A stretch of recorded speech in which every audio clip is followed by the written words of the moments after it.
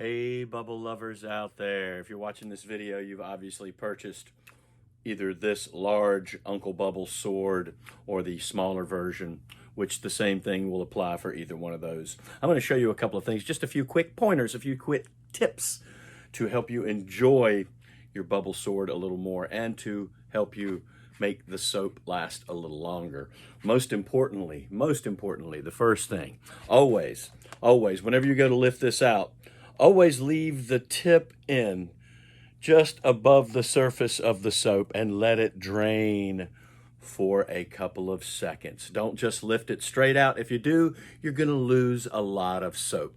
Get in the habit from the beginning of leaving the tip in just a little bit and let it drain, so where when you lift it out, it's no longer dripping soap. Your soap will last a lot longer. If you notice, the trigger opens and closes the opening of the sword. That's the way this works. That's the basic mechanism.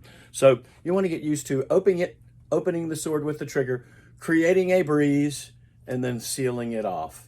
And you make a nice bubble that way. You have to open it and close it. Like I said, you want to seal the bubble off by closing it, and that way you can maintain the soap film in the sword. The longer you maintain soap within the sword, the longer you can continue making bubbles. Now, I like to get in the habit of kind of giving the bubble a little bit of a lift. It's almost like a rotating. I lift the bubble as I open the sword, make the bubble, and then lift it off. Gives it a little bit of loft, makes the bubble last a little bit longer. Just another little technique that I like to use. Another great thing to do with the sword, remember, always leave the tip in, let it drain. You can also blow through the soap film and make small bubbles. Remember, the secret is to maintain the soap film. So blow lightly, and the smaller you make your lips, the smaller the bubbles will be. Once the soap film pops, though, you have to re-dip. Make a new soap film. Remember, always leave the tip in and let it drain for a couple of moments.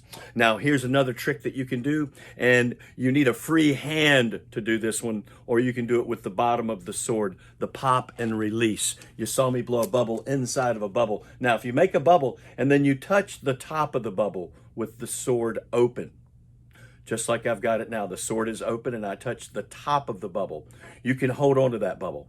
And if you bring it close to your lips without touching it and give it a little puff of air, one little ball of air, you can put bubbles inside of a bubble. And then if you want to flick it off, you can flick it off. The other cool trick is what we call the pop and release. I'm going to make another bubble. I'm going to put some bubbles inside of it, and then I'm going to pop the soap film in the top of the sword, just like this. I'll show you what it looks like. Always let it drain. So I'm going to make a nice bubble. I'm going to open the sword, touch the top, grab a hold of the bubble, put some bubbles inside of it, and then I'm going to touch the top and the bubbles come out. There you go. Putting bubbles in with the pop and release. Remember, always drain and always make sure that it's screwed on tight whenever you're finished playing with it. And I like to store it upright so the soap doesn't leak out. But anyway, have fun with your sword. There's a few tips.